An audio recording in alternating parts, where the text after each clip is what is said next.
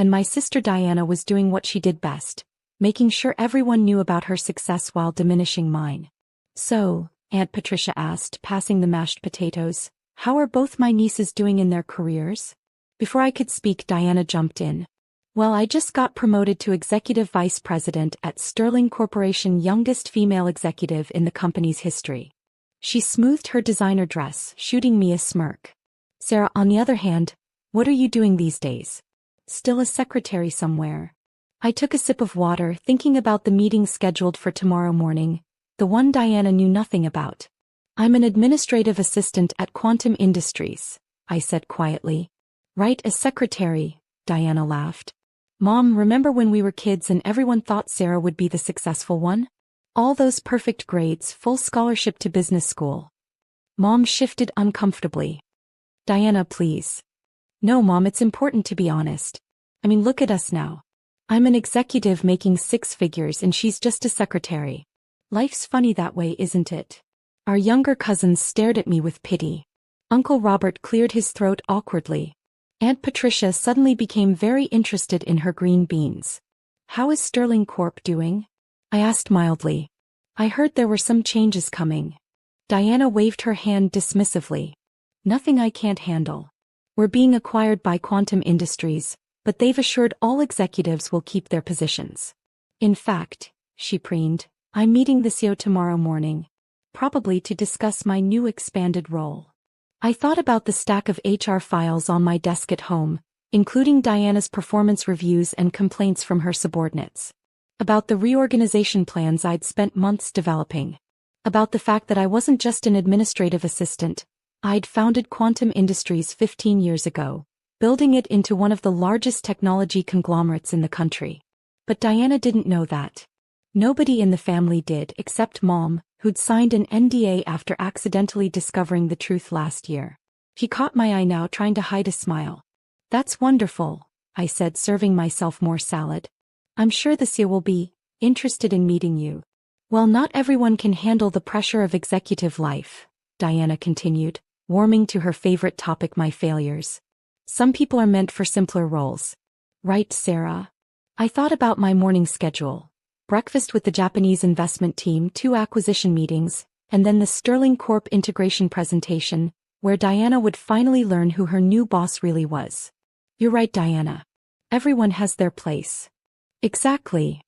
She beamed, missing my subtle sarcasm. Like tomorrow, I'll be in the executive boardroom while you're probably answering phones or getting coffee. Mom coughed to hide her laugh. She'd visited my office once, all 40 floors of it, and seen exactly what kind of coffee runs I did. Actually, I said, checking my watch, I should head home. Big day tomorrow. Diana smirked. Oh right, lots of copying and filing to do? I stood up, smoothing my simple but expertly tailored dress. Something like that. Good luck with your meeting tomorrow, Diana. I have a feeling it'll be memorable. As I left, I heard her start another story about her executive achievements. Let her have tonight, I thought. Tomorrow would change everything. In my car, I checked my messages. My CFO had sent the final Sterling Corp acquisition numbers. Diana's department was the worst performing division in the company, her leadership style described as toxic and hierarchical. Confirm the 9 a.m. all-hands meeting, I texted back. And make sure the org chart changes are ready. Tomorrow, Diana would learn that sometimes the biggest success stories are written by those who don't need to brag about them. The next morning, I arrived at Quantum Industries headquarters at my usual time, 7 a.m. The security guard nodded respectfully as I bypassed the regular entrance and took my private elevator to the top floor. Good morning, Miss Thompson, my executive assistant James greeted me. Sterling Corp's management team arrives at 9 a.m. Diana Thompson is already in the building. She came in early to, quote, prepare the executive team for your arrival. I smiled, checking the security feeds. Diana was in the 15th floor conference room, holding court with her fellow executives, clearly enjoying what she thought were her final moments as a big fish in a small pond. Any updates on the complaints against her? I asked, reviewing the morning's documents. James handed me a thick folder. 3 more came in this week. Apparently, she told a junior analyst that secretaries like my sister were meant to serve executives like her. Perfect timing, I murmured. Is everything ready for the announcement? Yes, ma'am. New organizational chart is prepared, security has been briefed, and HR has the necessary paperwork. He paused. Are you sure you want to handle this personally? I thought about every family dinner where Diana had belittled my career choices, every holiday where she'd paraded her executive status like a crown. Oh yes, I said, standing up. This is definitely personal. At 8:55 a.m., I watched through the security cameras as Sterling Corp's management team filed into the main conference room. Diana sat near the head of the table, obviously expecting to be prominently placed for the new CEO. Send in the preliminary team, I instructed James. Our COO and CFO entered the room, beginning the standard acquisition presentation. Diana's face fell slightly when they didn't immediately acknowledge her self-proclaimed importance.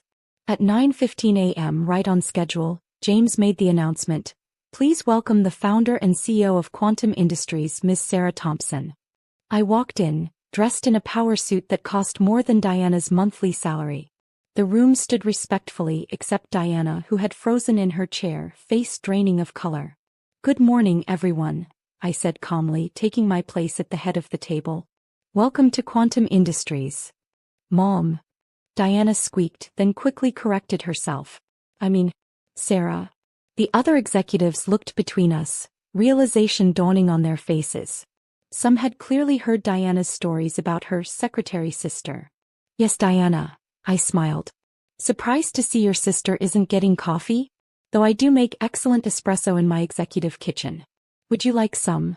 She opened and closed her mouth several times, looking like a fish out of water. But you're just an administrative assistant at Quantum Industries? I finished for her. Actually, that was just my cover when I visited Sterling Corp for due diligence. I find people are more honest about company operations when they think they're talking to a secretary. I nodded to James, who distributed the new organizational charts. Diana's hands shook as she received hers. As you can see, I continued, we're implementing some changes. Starting with the executive leadership structure.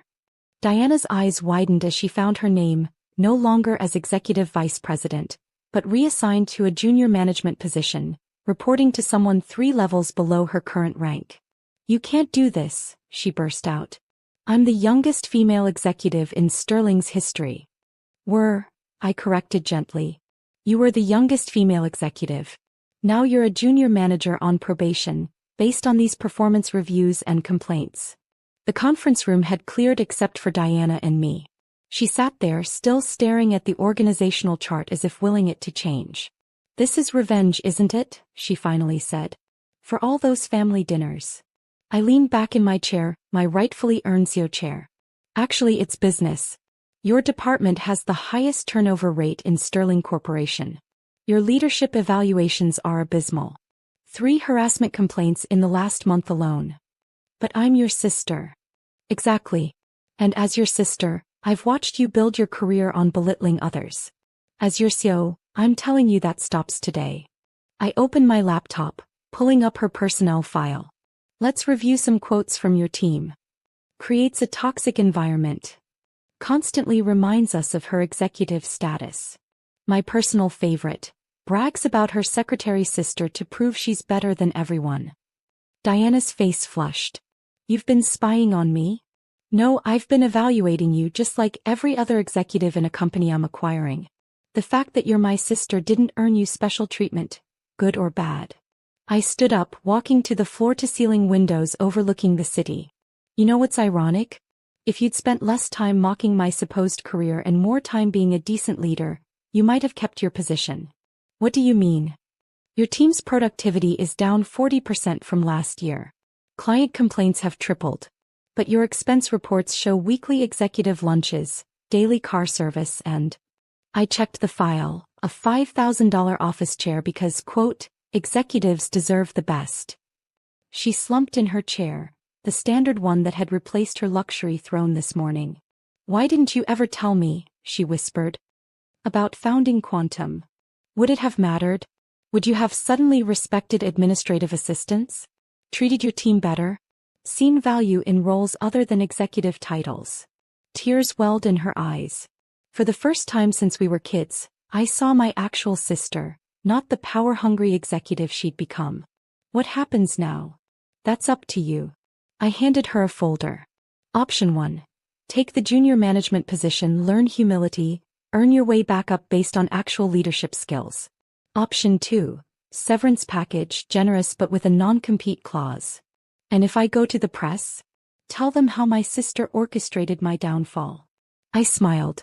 You mean tell them how the CEO of Quantum Industries, a woman who built a multi-billion-dollar company from scratch, found nepotism and harassment in an acquired company and addressed it professionally? That press story. She deflated. When did you become so powerful? I always was, Diana. You just couldn't see past job titles to recognize different kinds of success. After a long moment, she reached for the first folder, the junior management option. I want to stay, she said quietly. But I don't know how to lead without being what I was. That's why your new supervisor is Linda Chin. Remember her?